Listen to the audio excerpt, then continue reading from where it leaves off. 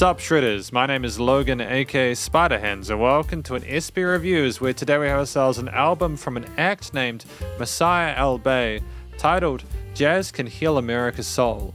And if we switch over to here, we have ourselves the album on Spotify. This features Rocio Del Pozo, if I'm not mispronouncing that. Hopefully I'm close. As a featured artist, both Messiah and Rocio are main artist and featured artist respectively, as well as composer, producer, and arranger. So this appears to be a team effort, which is awesome. And we're going to listen through each of these 9 tracks from start to finish, and we're going to hear what we think. Starting with Pow Wow, let's go. Messiah, Who is it? I've entered your dream to give you this message. My name is Rocio Del Pozo. I will be guiding you. Guiding me? I didn't say I need any guidance. What do you want? There is a scene in the movie Roots where they cut off the slave's foot for trying to find wood to make a drum. Yes, my mother told me about that when I was a little boy. Not to get too political, but the reason that they would cut off a slave's foot for making the drum was because the slave could beat the drum in a way that could cause the death of the slave master. Yeah, that's true. Yet I didn't know that was the case. It's an interesting story. music can heal. Not just any music, but jazz music, as there are trumpets even in heaven. Jazz is a very powerful form. There were trumpets that have been written about in many accounts, even amongst the Egyptians. Jazz is sacred. It is a sacred art that can change the world. This is why jazz has been suppressed. Please, Messiah, we need a jazz album that can heal the land. I don't know, this music has to be blessed for it to be effective, because people are far from jazz now. I love the hand drums there. The chants and the little bells and everything like that in the background was Rocio and Messiah'el Bey. What's that talking? It's just, it surrounds you, you know. From this day forward, let there be music.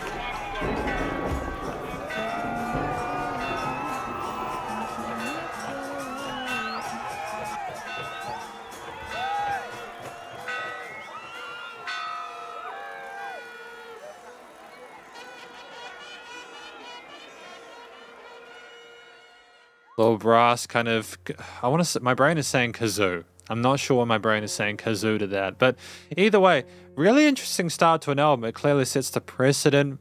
We're looking into music, like we talked about the trumpets, as per the Egyptians in heaven and stuff like that, as well as like the beating of the drums and such. And there's some political stuff going on, which is totally fine. You know, I don't have an issue with that. You know, it's going to be an interesting ride. I look forward to it. They've made a solid effort to try and keep things invigorating from the start. You get a clear sort of understanding of who both of the musicians involved are, and it sounds commercial grade. The leveling in general is really, really top notch. I'm liking what I'm hearing. So we'll continue though with Dear Aisha.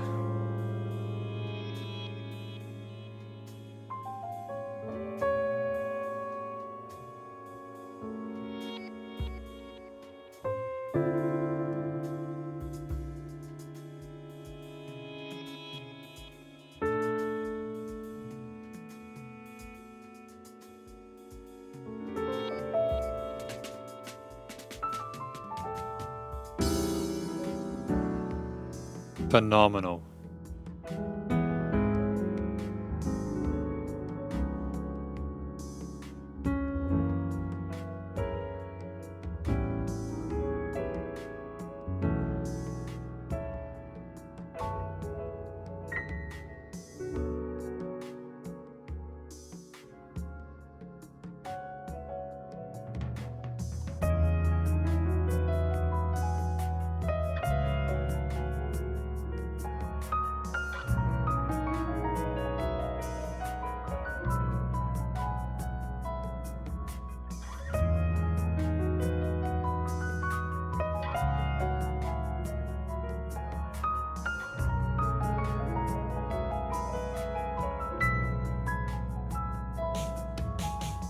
Couple of things to point out. One, I really appreciate the dynamic range within this recording. The difference between the loud and the quiet notes is wonderful. It's very fragile and kind of timid sounding with some of those cymbal hits and some of those little quiet snare hits. But the piano has such a full body to it with those extensions and those full sounding chords. We have Really interesting, intriguing, and occasionally unsettling melodies between the different sort of key parts there. Like some grace notes there with some interesting intervals there that are a little bit sort of like uncertain sounding. I appreciate the calmness of the jazzy chord transitions and movements here, but also some of the wavering indicates that we're not totally satisfied.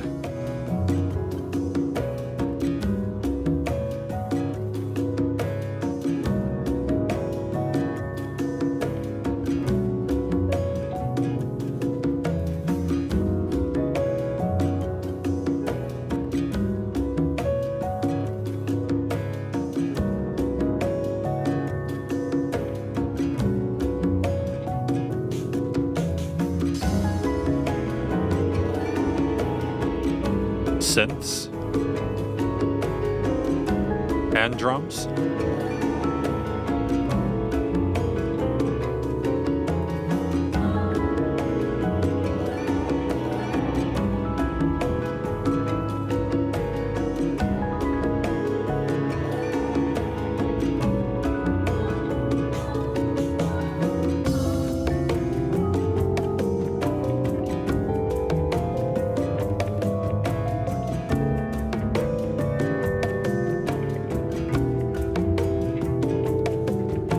They got a double bass in there as well as some electric keys. Like the synth sounds, they're just unusual, not unusual textures in that I haven't heard them combined before, don't get me wrong.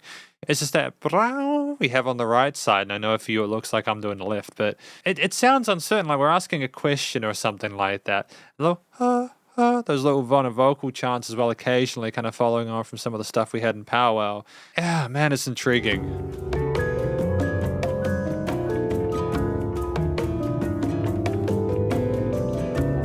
It's so soothing with the constant pace of the hand drums there, you know. Well, not constant, but similar, you know.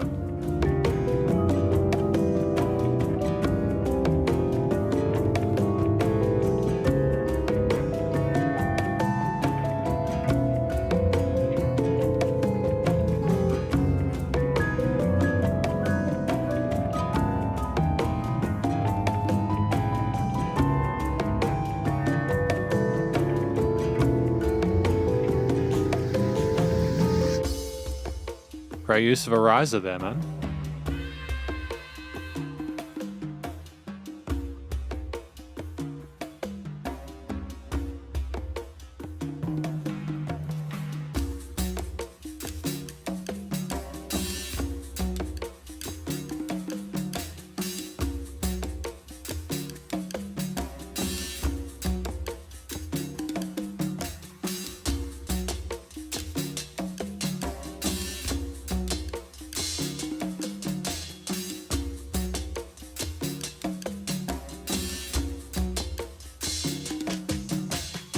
We were talking about the hand drums and Pow Wow at the start, right?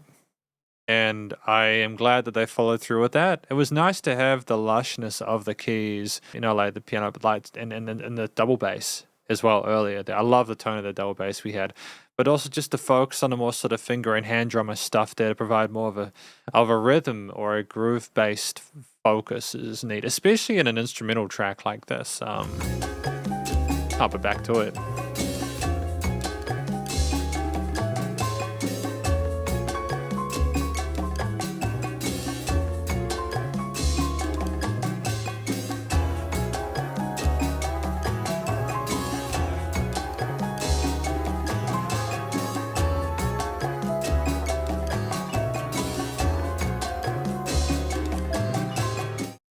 We didn't necessarily want to resolve that at the end, did we? At the end of Dear Aisha. It almost is like the letter we're penning is not one that we're going to be able to get to the end of anytime soon before Chiquita Brujita's Fiesta. I think that Dear Aisha is a really fascinating piece of music there. With Pow Wow, we had the focal point of the vocals for the entire time. We kind of got introduced to the idea that we were in a dream or something like that of Messiah'el Bey there. Rocio was visiting and trying to help them sort of figure out to make this album that was really worthwhile and meaningful there. The combination of the different sort of percussive elements there with the hand drums as well as with the kit with some really interesting snare sounds, both like some sort of more sort of I suppose quote unquote normal snare sounds with some interesting kind of I don't know how to describe the texture of some of those cymbals in the later half there. They had a bit of modulation on them, I think, you know, but with the more grounded double bass tone. The unpredictable choices there with the combination of the vocal harmonies on top, the kind of those melodies there.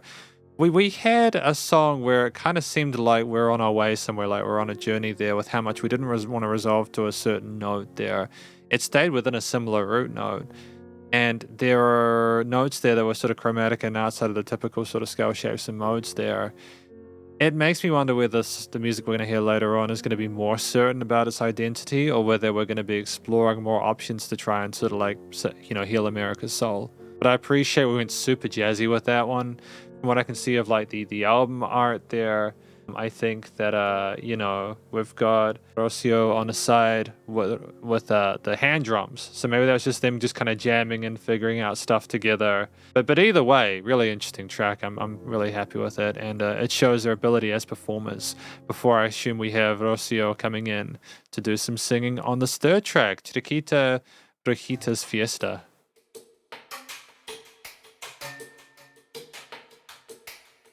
Because what kind of drums would those be?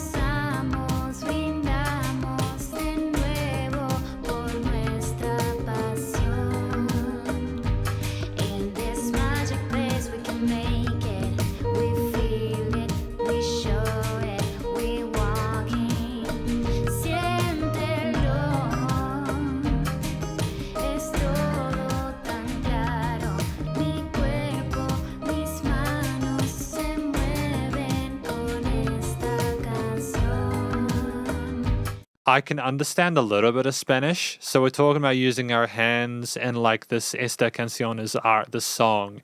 A really interesting voice. There's a clear presence in the mix there in the arrangement. We've chosen a great singer for this project. It's nice to go as well between the Spanish and the English there for people who might not be as sort of familiar with the language.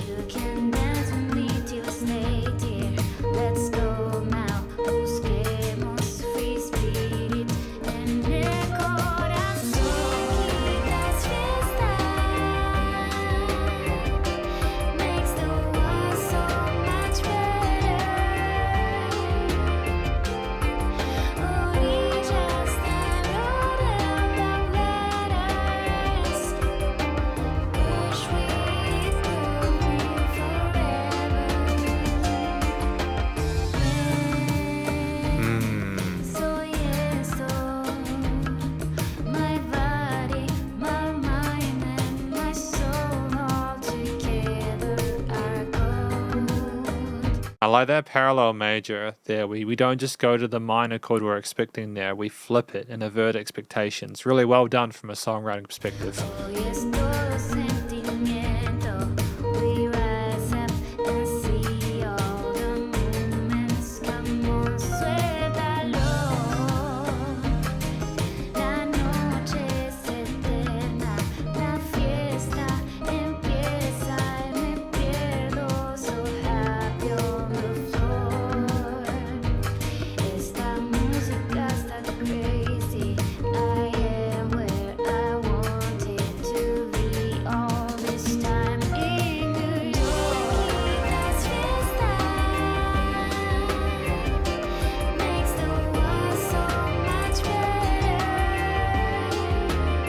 It's dreamlike.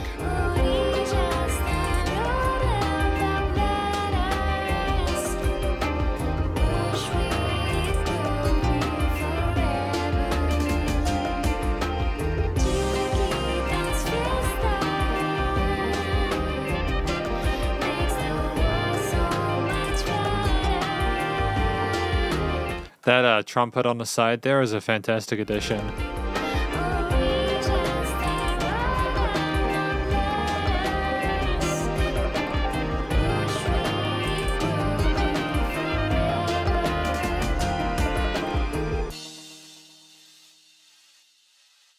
Okay, this was another really interesting track. We had the addition here, Rocio coming in on the mic there, and we sounded comfortable. I think we had some really interesting melodies that we were exploring here. We were trying to keep a similar feel to the music, I think. We weren't trying to be too sort of bombastic or powerful with it. We had a solid vocal technique, don't get me wrong. And we had a really interesting vocal timbre or sort of way of singing with some really effortless vibrato, some legato fluctuations there, which were really, they were really satisfying. It's a situation where I think we understood the power of having a singer coming in on the third track. This is like the new thing. We didn't have any other sort of main alternate leads there. We had more of the hand drums we had in the previous tracks alongside some string components there, bass and drums, some lovely synth or key bits in addition to that. Some interesting sort of arrangement or chord progression decisions such as the parallel major at the halfway point of the verse parts, which were just really soothing and really pretty sounding.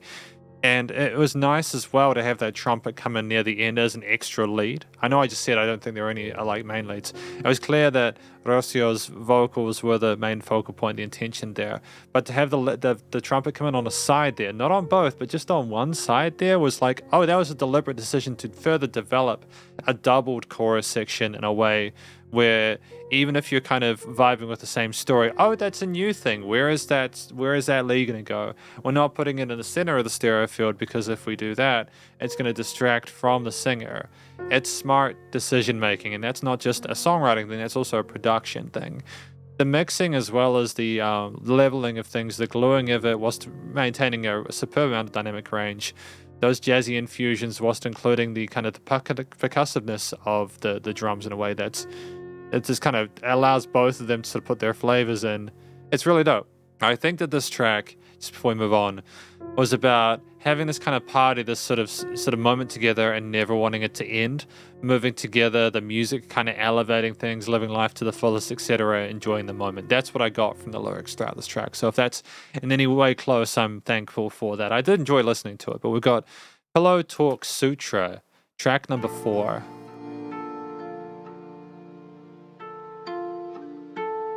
Natural harmonics.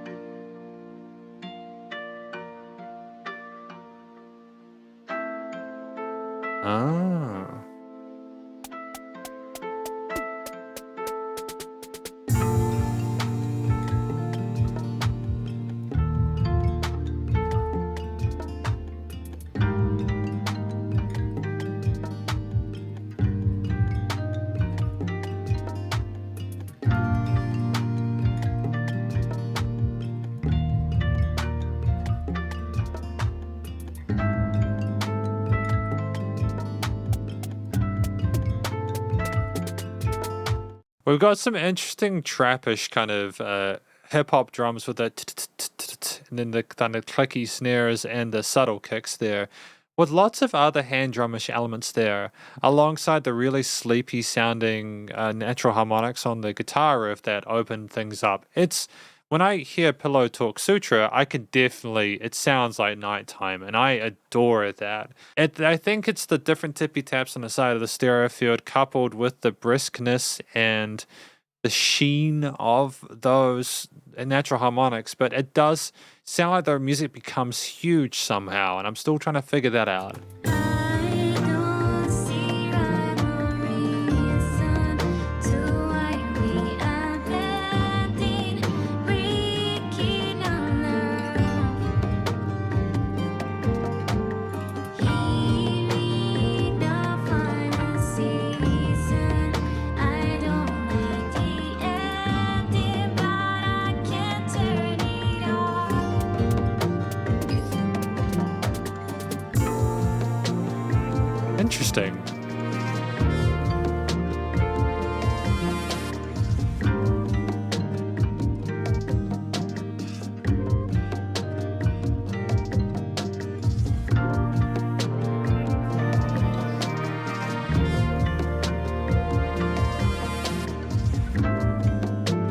Fantastic glow to that trumpet or that brass in the center field.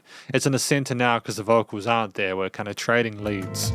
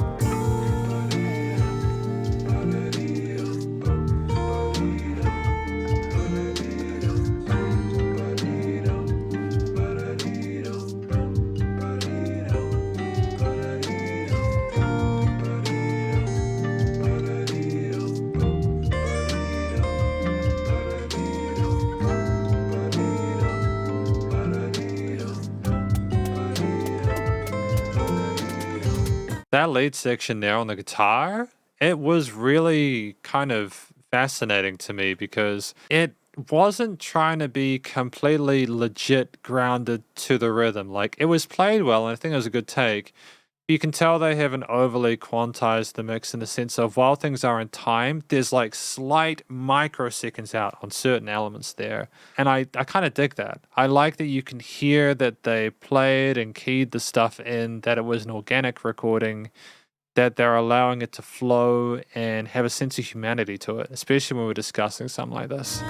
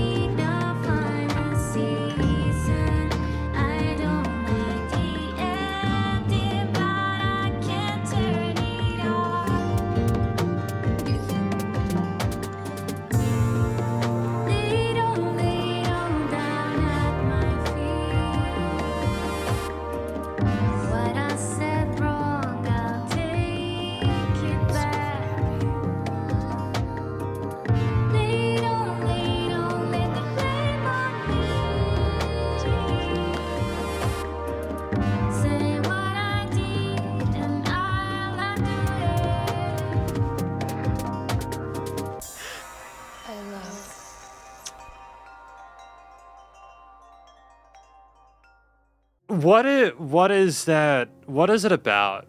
I'm not quite sure, because at the halfway point we were discussing, I don't want to go, I'm scared or something like that.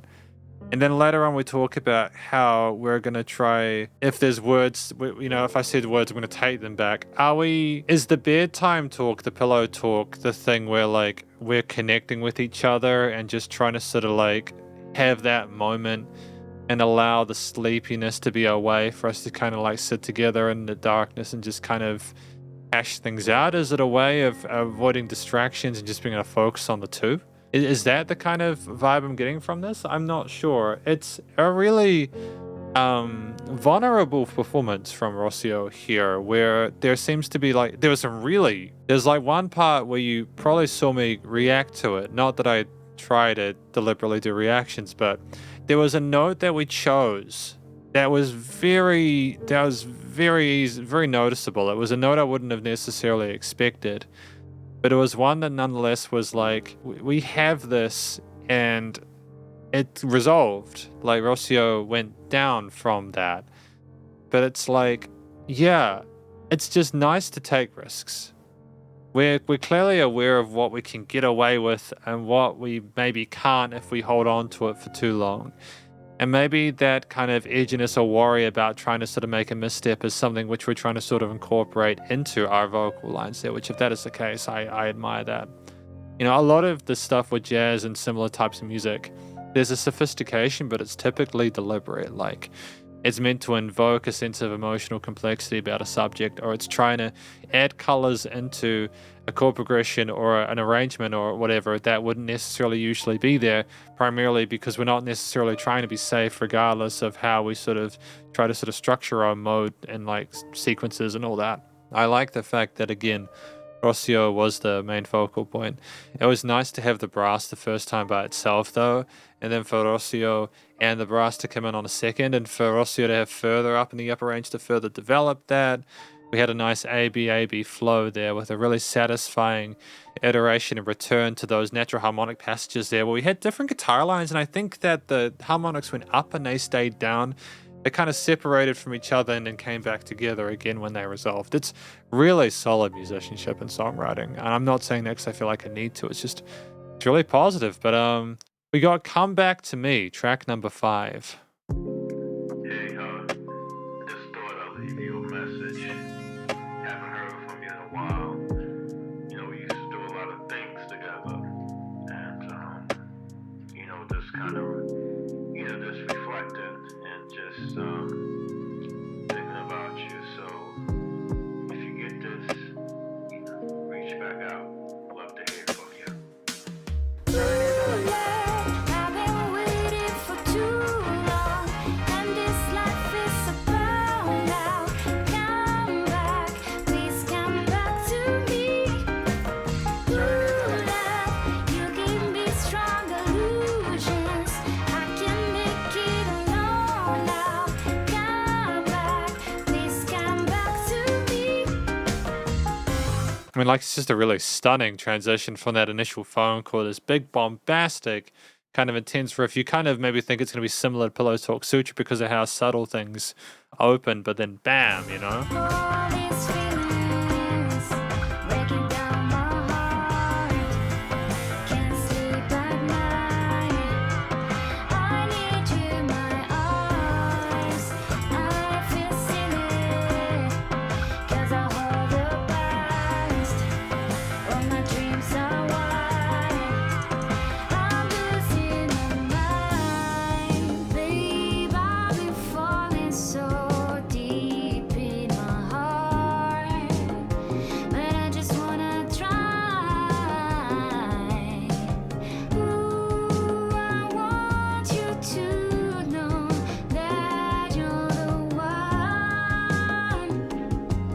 I'm hoping we can try. Ooh, love. yeah. And see that close there coming back into that was really satisfying because of how we belted in that top range there. The mixing means that everything is kind of nestled in quite closely when we get a bit of more power behind it, but I appreciate nonetheless the flow of it. I can understand why it's got a few thousand plays, it's nice. It's a catchy track. Been waiting for too long, and this life is about now. Come back, please come back to me. Ooh, love, you give me strong illusions. I can make it alone now. Come back, please come back to me.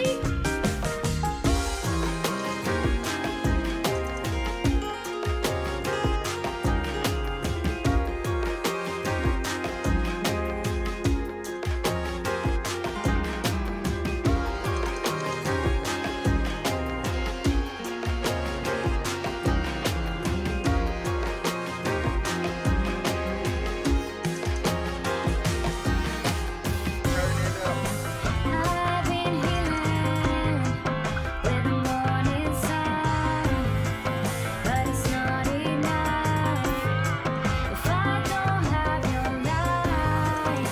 I keep dreaming and I find the signs. If you are the one, please don't let me down. It's an interesting kind of raw take there with the bends on the distorted guitars there whilst Rocio is singing there, the bomb, hashing on that root note with the bass. The drums fairly consistent with the hand drums to the side though. Things seem simultaneously a little bit disconnected, but also like they're tied together because of how they're repeated and how familiar they are as themes. Babe, I've been falling so deep in my heart, but I just wanna try. Ooh, I want you to know that you're the one. I'm hoping we can try. Ooh, love, I've been waiting for too long, and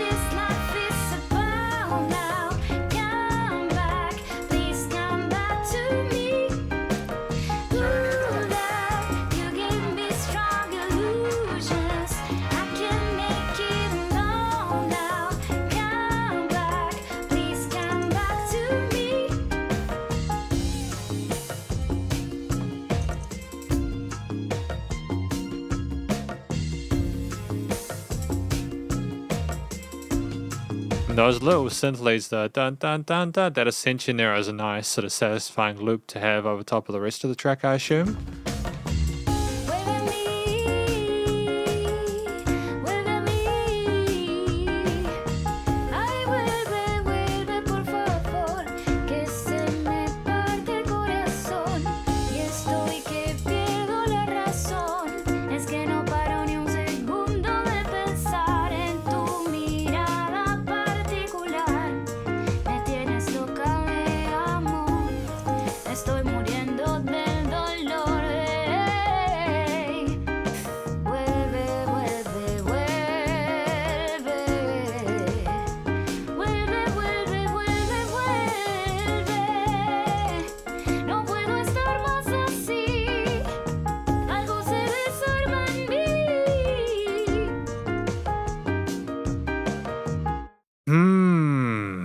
Is this track, because I wasn't able to capture a lot of the Spanish stuff at the end, I'm not that polished with it, but are we talking about as a response to the previous kind of the phone call at the start, talking about how like we haven't seen the other person in a while, we used to do a lot of stuff together, is it possible to get back to doing that? Is this the lady's response to that after the Pillow Talk Sutra kind of thing? Is this the dream going from start to finish? Is Aisha a person that this is dedicated to? I have several questions about this album. I think that like the way that this track is structured is more single-ish, which is sort of unusual to me because this track seems to be it's the longest one in the album. It can be a bit of a kind of a risky move having a track outside of the 2 to 4 minute sweet spot, but I think that Messiah'el Bey and Rocio Del Pozo are musicians that can pull that off. I think that there's enough interest going on here with, again, the different guitar, bass, and drum sections, with the different synth parts, lead section as well, the various kind of other leads that sort of sub behind the parts where Rocio is singing over. There's enough to keep you entertained throughout. It's a little bit easier to sort of like absorb as opposed to a track like Dear Aisha, where like you kind of have to really kind of sit there and kind of figure out all the different bits of information you're receiving. This is a bit more kind of easy to sort of, I suppose, comprehend. But not that it was a bad thing. It's just that like, a little bit more sort of accessible, I suppose. But I think nonetheless, it was nice to have that bar with the Spanish at the end there, a language that maybe Rocio Del Pozo is more sort of familiar with. There's a different sense of musicality to it. There's a different sort of flow there. The languages sound different, and I like having both of them. And it's, Spanish is quite a romantic language. And it was nice to have a bit of sort of legato and sort of vibrato flow with that as well. It was also nice to have Messiah'el Bey be at the start to set the precedent for that, the floor for the scene there to give more added context. But another solid track. We have Who's Your Favorite Beatle? Beatle. Yeah, Who's Your Favorite Beatle by Messiah'el Bey. The Beatles. This rock and roll group has taken over as the kingpins of musical appreciation among the younger element. Some music critics call their harmony unmistakably diatonic. Others say it's pandiatonic.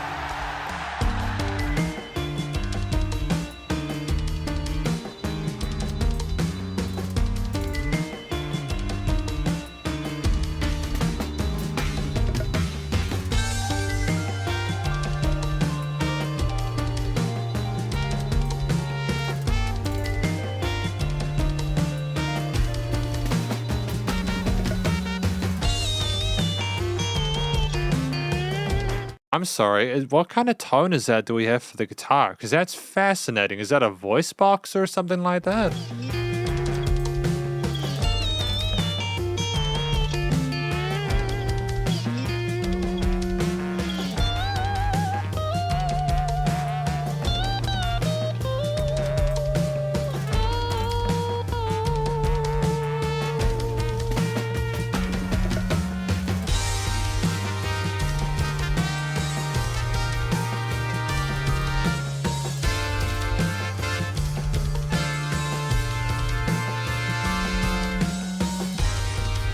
Is there also like is there like a delay, like a quick delay on the drums as well? Or have we kind of cloned it, I suppose?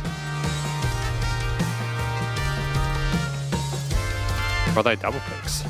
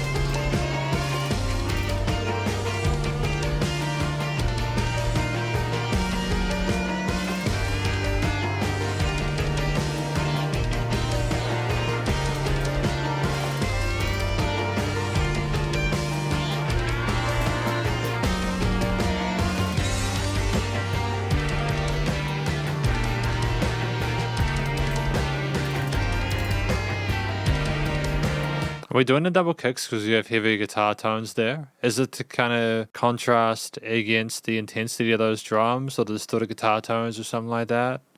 Because we've got an ABAB thing continuing throughout.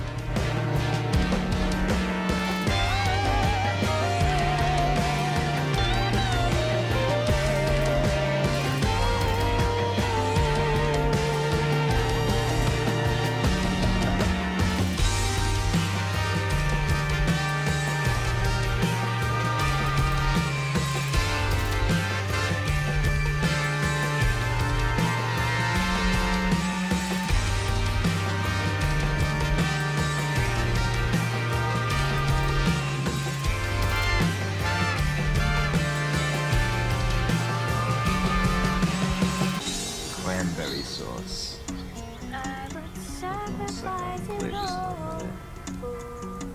It's tough when you're using your feet to do it too. It felt so rushed, almost as if it wasn't really there. Well, at least I thought there. Why? Future, research, technology, robotics, Earth. That last part tripped me out. Who's your favorite Beatle? What are we trying to talk about? What are we trying to talk about there? Is it the different voices and different sounds and everything like that to kind of show the distraction of technology and how our attention spans get evaporated by that, I suppose?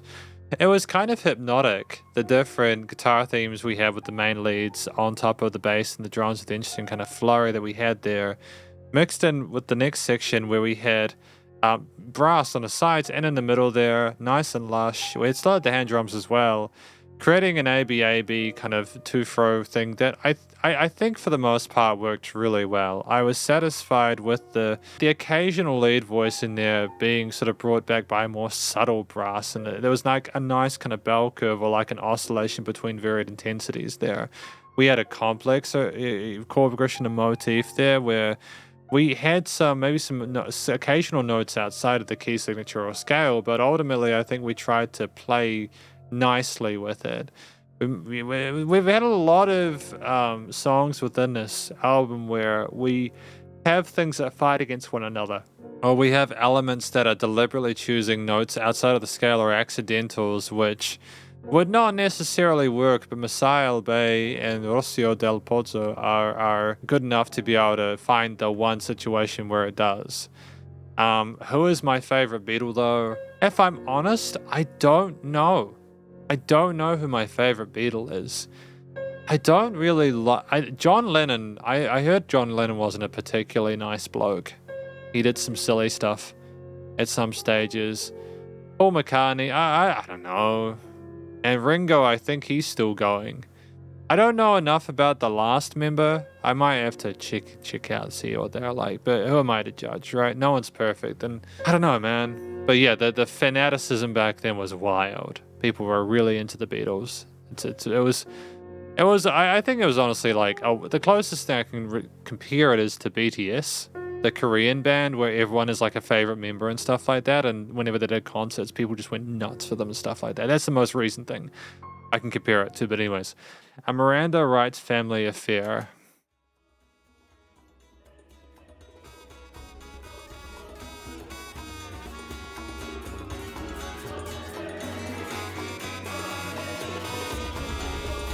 Trumpets. To all the guys out there pushing strollers, it's a Miranda Rights family affair. To all the single mothers out there going to work or school, it's a Miranda Rights family affair. If you're being your best self, it's a Miranda Rights family affair. I used to feel down and blue, but now I see life in a whole new. Every day is Friday, it's plain to see. Life's getting better, just wait and see. I learned to let go of what's holding me back. No more chasing shadows, I'm on the right track. Taking on challenges with a fearless stride. Life's getting better, oh, it's such a wide ride. It's such a busy track. I'm not sure if I like it. I don't know if I like that there's multiple vocal lines at the start. If they are trying to overwhelm the listener and kind of make you choose between the two, I'm not sure who to choose because they're both equally important. They're telling different stories. It's also a situation where the busyness of the da-da-da-da-da-da-da on the right hand for the piano, while I appreciate the technique and the proficiency there, it's just a little bit too busy for my tastes. I know that's a little bit conservative, but like this part I think is a little bit easier to kind of figure out.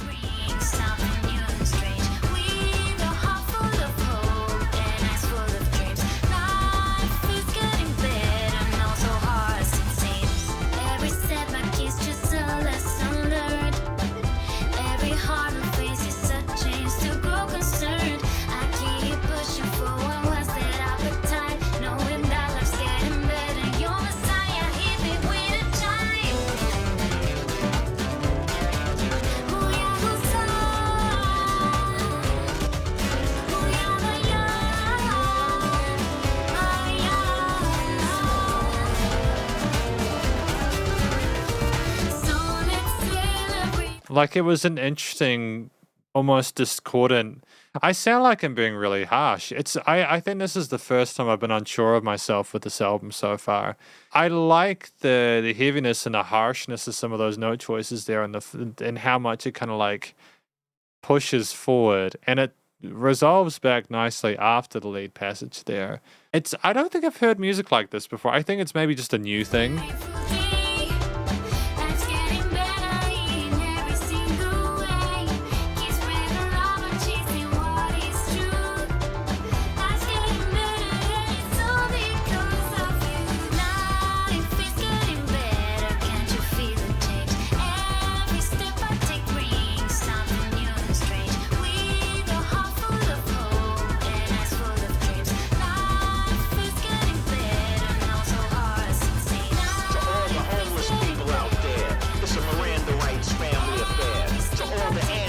That have ascended. It's a Miranda Rights family affair. To all the mothers who have sons in prison, it's a Miranda Rights family affair. It's about your best self.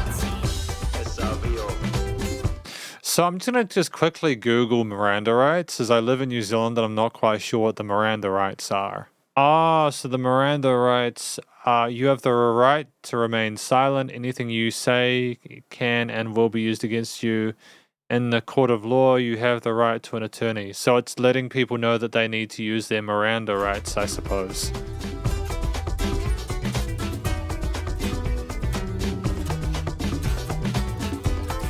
It can also be an issue, like talking about the issues with like police and stuff like that.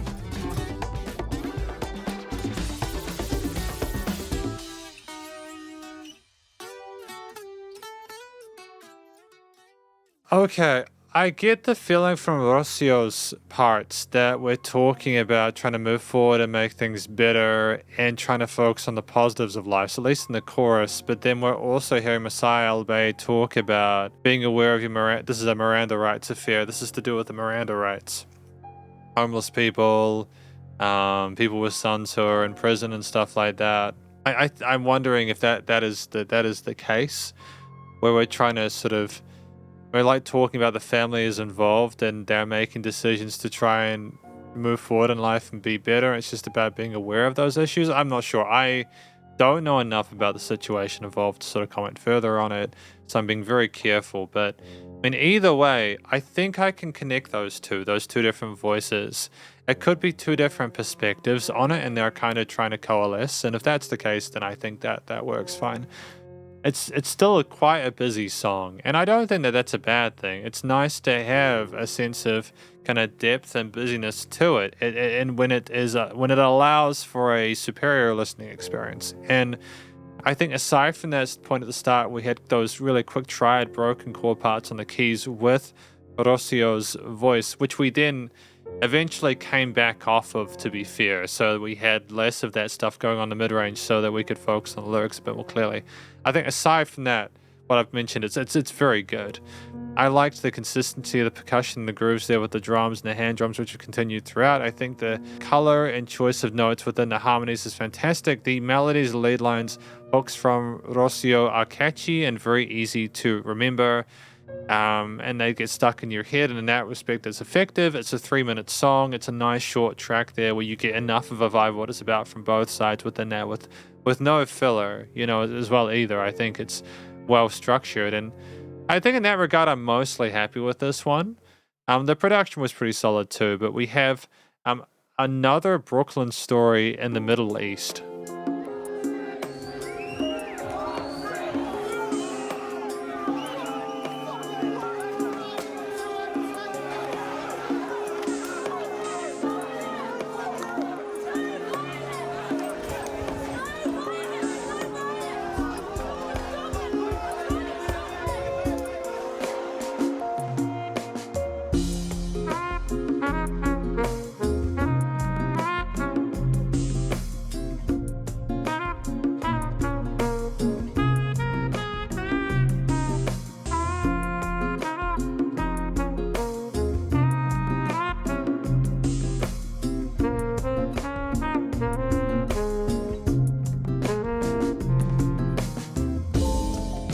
Now that was a hell of a tune there. That hell of a tune there with the boom, the keys there. That was kind of pretty.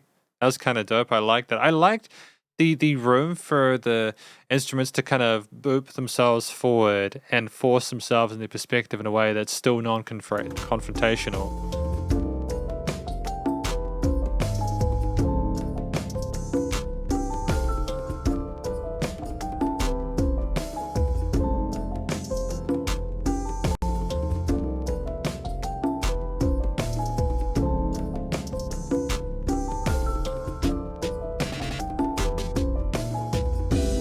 Few breakbeats there.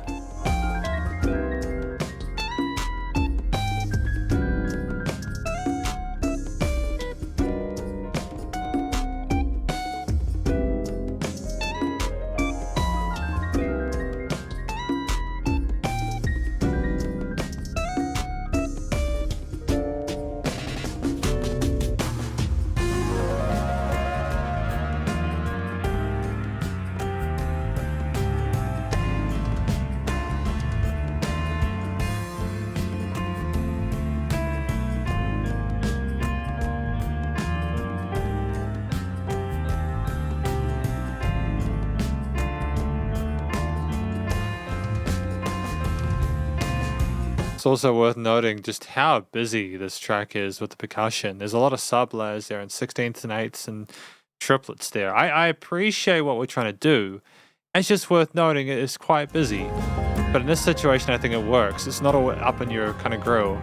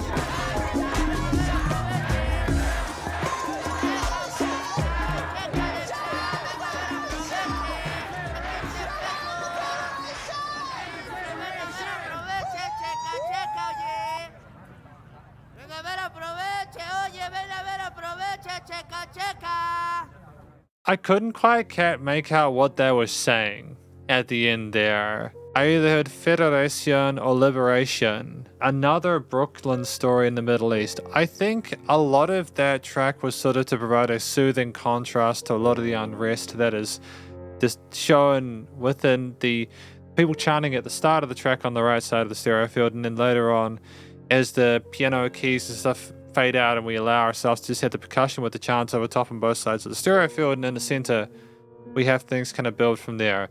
I'm not sure exactly what we're discussing. We could be talking about stuff related to the Miranda Wright's family affair. But either way, I feel like this album has tried to discuss things so far about the issues and conflicts we have. And it's trying to encourage people to find, like with Pillow Talk Sutra and Chiquita Brujita's Fiesta, where with Chiquita, we're trying to enjoy music together and allow ourselves to kind of get swept away. And that Pillow Talk is trying to, we'll talk about that in the conclusion, because this review is long enough as it is, and we will talk about it, but I'm just trying to find connections. But I think that this is providing a sort of contemplative philosophical space for the listener to debate what they think about the stuff they've heard. You know, like, how do they feel when they hear the chanting and stuff like that? Do they have a place where they can go away from that and just kind of critically analyze it in a way that's not clean and sort of calm, you know? And then done in a loving way, maybe, I'm not sure. The percussion in this was radical, all sorts of different grooves and patterns and stuff like that are explained here. Phenomenal dynamic range as usual, you know, the production's tight.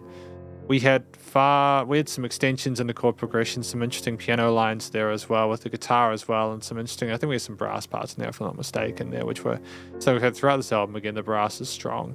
But it's like, I don't think we could have added more to this piece to make it, improve it. I think that with the openness of the interpretation of like the start and end parts there, it kind of loops itself nicely. It gives it context because of those extra bits. It also encourages you to think about it and figure it out for yourself.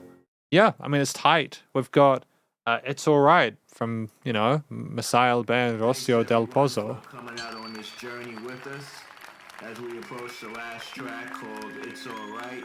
We appreciate all the love and support that you've given us all at this time.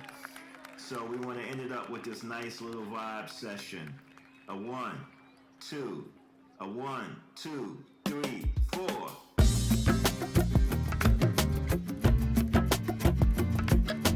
Rest your mind from all those ways you left behind. Leave it now. Up on the moon in your big sky. Just be brave. Talk with the voice within yourself. 'Cause there's solid beauty waiting for your step. How many souls are worth to share? How many reasons make you stay? How many colors in your head? Too many songs are in your head. I mean, like, we're showing phenomenal vocal technique there. The percussion is hypnotic and mesmerizing there. Great sort of 16th groove the entire time there. No, the drum patterns and bass are great. And guitars on the side and center. Leave behind those heavy thoughts about your past. Count to 10 so you can see on through your way. Make a wish while falling stars up and set free. 'Cause there's all the beauty around us, can't you see? It's alright, whenever you go, it's alright. You must carry on, it's alright. Let the sea light shine bright. Oh, it's alright.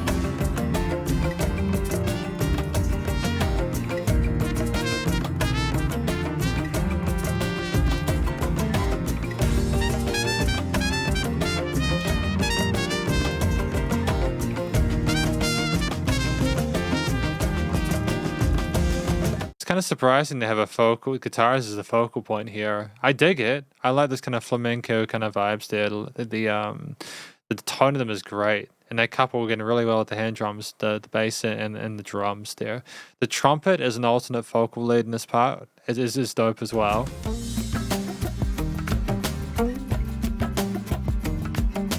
Rest your soul under the shadow of your bones, 'cause there's only beauty waiting for your love. Vamos mi gente arriba, todos juntos vamos a cantar. Esta alegría se comparte, esta alegría es especial. Vamos mi gente, todo va a estar bien, todo va a estar bien. It's alright, it's alright, it's alright. Hey, major chord finish.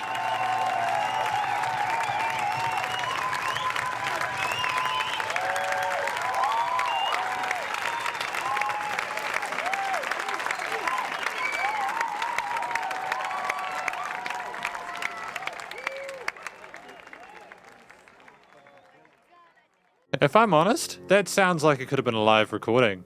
I dig that. I'm not sure if it was, not that I mind, but it does sound like it was the journey that they went through on stage together from, Pow Wow all the way through to It's Alright. With It's Alright, I think it's a song, you have to go through all these difficult topics to come to a sense of, it's okay though.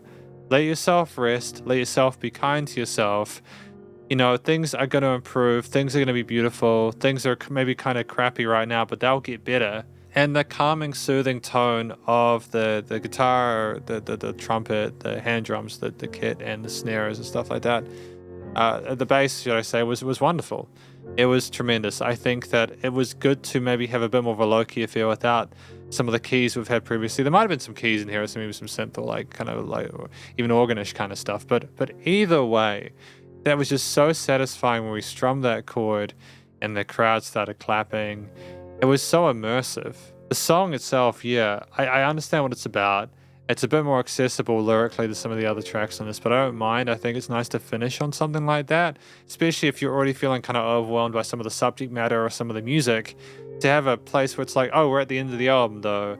Not that I wanted to end, don't get me wrong, I enjoyed listening to it. It's just, it's nice to have a pleasant conclusion there and not to leave stuff kind of, because I can imagine there'd be some people who, with an album like this, because America isn't technically healed yet, whatever, figuratively or whatever, it's just, they might leave it uncertain, but they were just like, it's just nice. It's going to be okay. Just for tonight, things are okay. So, good on both these wonderful musicians for this effort on this album. I'm going to talk about this album more in the conclusion. See you then. Because welcome to the conclusion of my review of this album from an act named Messiah'el Bey featuring Rocio Del Pozo, titled Jazz Can Heal America's Soul. Now, what do I think this album is about? I think this album is exploring different topics such as music healing people, needing to sort of communicate in a way that's not like pillow talk, allowing intimacy and stuff to kind of like to be able to love each other, come back to me, not being so sort of afraid or disassociating yourself, regaining connections, looking at, I suppose, who's your favorite Beatle, like idolism, like the way what we like and stuff like that, how we've changed, keeping our sense of like our hobbies and interests so strong. I'm not sure. I'm a little bit uncertain about who's your favorite Beatle. Miranda writes family affair, like issues with like the law and police and stuff like that. Another Brooklyn story in the Middle East, I'm wondering if that's like a situation like protest and civil unrest and stuff like that is involved. And then it's basically at the end, it's alright, is us trying to say, even though there are all these sort of things that we're struggling with and trying to overcome, we will be able to do that with time. Just for now, let's just try and connect and enjoy the music, and it's alright. And Rocio Del Pozo, throughout this album, especially in It's Alright, it's just so soothing and wonderfully charismatic in the most, potentially sometimes even the most unconventional ways at times. As the main voice of this album, When we started talking in Pow Wow, we sounded like we knew the kind of journey we wanted to go on there. We didn't sound as if we were necessarily sure about how we were going to accomplish what we wanted to do, just because we were trying to, again, address Messiah'el Bey there within that intro. But at the end of this album, I think that they both accomplished what they set out to do. I forgot about everything that I was worried about for the entire album and just enjoyed the music. And part of why I enjoy the music is that Rocio is a fantastic singer, really solid vocal technique, comfortable in the head and chest voice. I think Chiquita Brujitas were a little bit quieter and a little bit more sort of like restrained with our performance, but Come Back to Me was more bombastic and louder, and we showed that we could do the more kind of intense stuff and the softer stuff. And It's Alright was a bit more kind of sweet and kind of like low-key and stuff like that, as well as some of the pillow talk stuff. We expressed a wide range of emotions in here which made sense with the subject matter that we were discussing, and it was a very authentic performance because of that. Messiah'el Bey spoke in some parts, and I think he also hummed some parts and provided some sort of like arrangements there. And we spoke over, during the Miranda Rights Family Affairs and other parts there that kind of is a cool, as like a messenger kind of thing, like trying to sort of like call out to people and stuff like that. I appreciate trying to connect with the audience and stuff. I think that they performed two different roles as different vocalists or like, people on the mic within this. And I like that we didn't try to do the typical thing where we'd harmonize, for example. We allowed each other to stick to our strengths. They had dedicated roles, and it worked incredibly well. I think that there's a great chemistry between the two musicians. It did seem like they went on a journey together. It was very believable. And that's why I was genuinely like unsure if it was like a live performance or not at the end. That got me. And I don't know if it is actually the case or not, but if it is a studio recording and we made it sound like a live take, that's wonderful. And if it's not, well done on a phenomenal live take.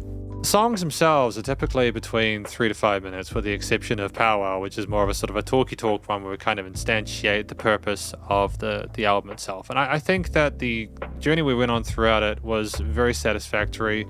I'm not sure about Dear Aisha. I couldn't figure that one out. I'm not sure whether it's aimed at someone where maybe I mean, I hate to speak that sort of too depressing about it, but Dear Aisha could have been a person that we couldn't get to in time. Maybe they were really unhappy with stuff and they weren't coping, or maybe it's someone that is struggling and we're making the song to kind of like, it could even be like a tribute to them or something like that. And the music expressed the sort of uncertainty about a lot of things through its like different melodies and harmonies and the different chord choices and a lack of overall resolution to some of those ideas there. I'm wondering what that track means, but I can kind of pick out the rest, I guess. So I think we'll go through a natural transition where a lot of these tracks, there are not a lot of really wild instrumental lead parts. Rocio is the main focal point for a lot of it. Occasionally we have brass leads there where we're a bit more sort of like a full-bodied there. The keys in some parts, like they're good. Like there are some guitar motif. Like I don't want to talk about specific instruments just yet. It's just structurally, I think we were either providing instrument motif with different twos and fros. Like I think Who's Your Favorite Beatle might have had that kind of really intriguing sounding guitar leady kind of thing going back into trumpets on the front and the side there. We made an effort, even without vocals, to make the instrumental tracks intriguing, and they weren't too much of the same. But when we had the vocalist, and we typically made sure there was more than enough room, I think, in the composition for them to speak and exist. I wasn't totally sure about the Miranda Rights Family Affair track in regards to, again, that thing I mentioned in that conclusion section about like the piano triads and stuff like that behind the vocals near the start, but things evened out after that. There was like one thing in the entire album that I was unsure about, because everything else I think was written, at least composed and performed, I think, wonderfully. And even then it's subjective, right? That busyness could have been on purpose, like an overwhelming amount of information, forgetting to sort of like follow those kind of like, I don't know, but I think that the tracks were as long as they needed to be without any filler. The instrumental performances in general were great. They had a great chemistry with the vocals and the lyrics. And if I talk about a few of my favorite instruments, the first has got to be the drums. We had hand drums, we had sample drums, I think we had drum kits. We had this combination of different percussive elements that formed the ground bed of the entire thing, even from like the bells and other kind of stuff, and the hand drums and Pow Wow, when we talked about not like using the drums with like the like to kill someone. I think we talked about trumpets as well in that part. There were trumpets throughout the album as well, but the percussive was like one of the main focal points of this entire record, and I dig it.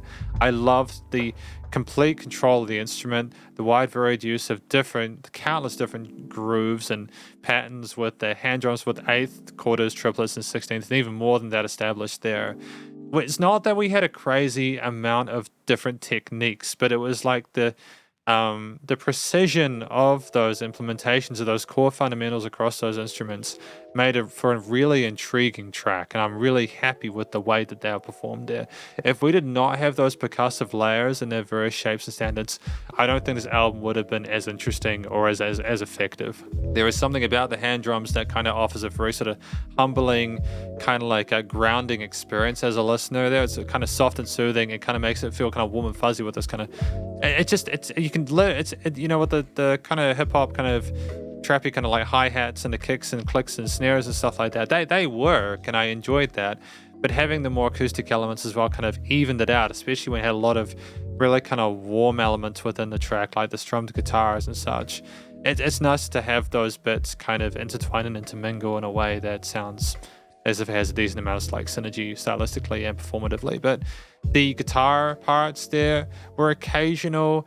I appreciate the fact that we didn't oversaturate the mix with those. We had interesting sort of natural harmonics with the Pillow Talk Sutra, an interesting motif there so we can clearly play the guitar there.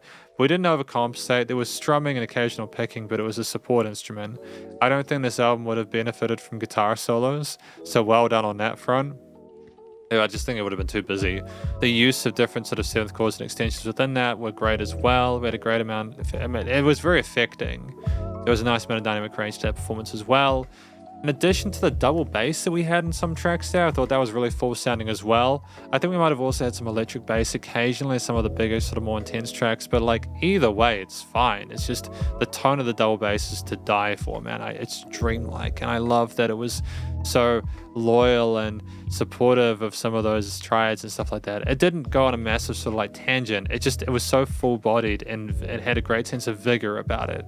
Piano and keys and stuff like that were wonderful. We can clearly play the instrument well. We have a great sense of technique and intricacy to the way we perform. With that said, we didn't overcomplicate or overcompensate.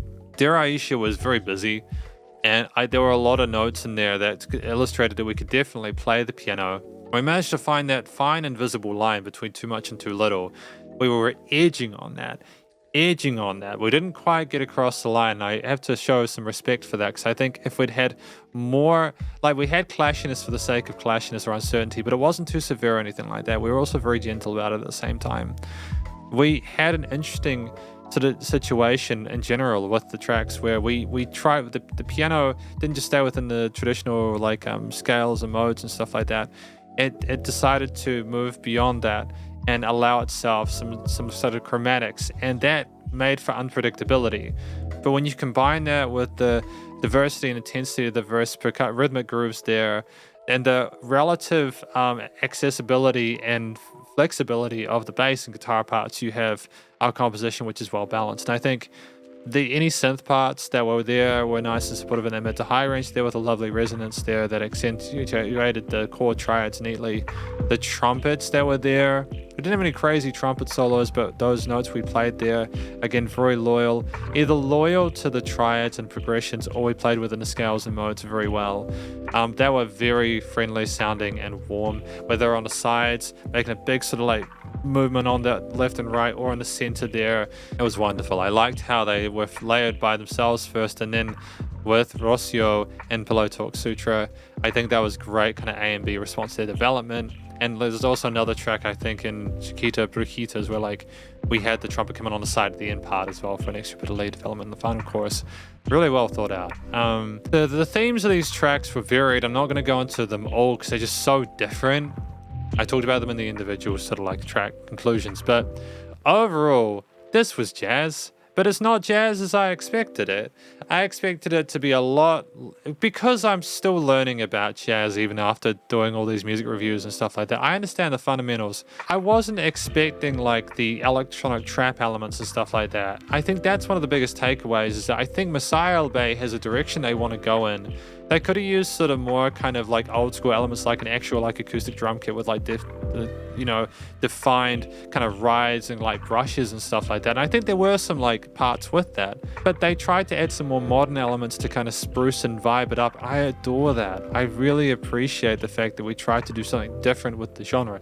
We tried to bring jazz from like a lot of elements from like the 20s and 30s and stuff like that into like the 2020s and stuff. And I think that even though it wasn't explicitly synthetic or anything like that, it was not like it wasn't like auto-tuned and stuff like that and all that kind of crazy stuff, because we didn't need it. Rocio could sing. But it's more of a situation where we took what we wanted, added a few unexpected ingredients, and created music that every single track had a unique, different identity. But with the core kind of functionality of Rocio's and Messiah'el Bey's vocals, and the stylings and the consistent unpredictability of the composition and the techniques used, you could still kind of tie them together in an album that was very easy to listen to from start to finish, with very little filler. And again, as I mentioned, I don't think there was a note out of place.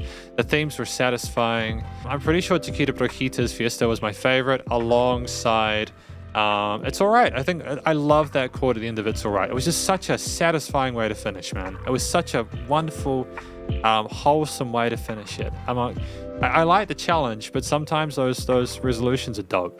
You know, studio recording, mixing, mastering was tight. I think that things were leveled neatly. The vocals are nice and present in the mix. Even when things were busy, there was still dynamic range. Things were nicely niched in the frequency spectrum and the stereo field.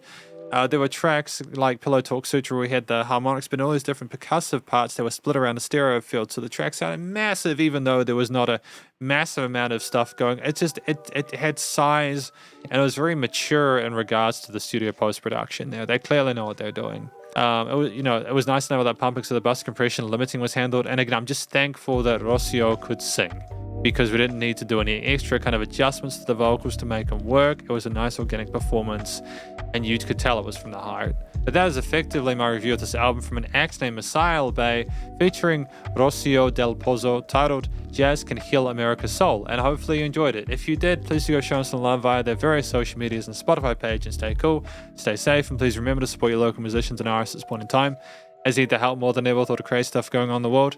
And I'll catch you in the next review. Spiderhands out.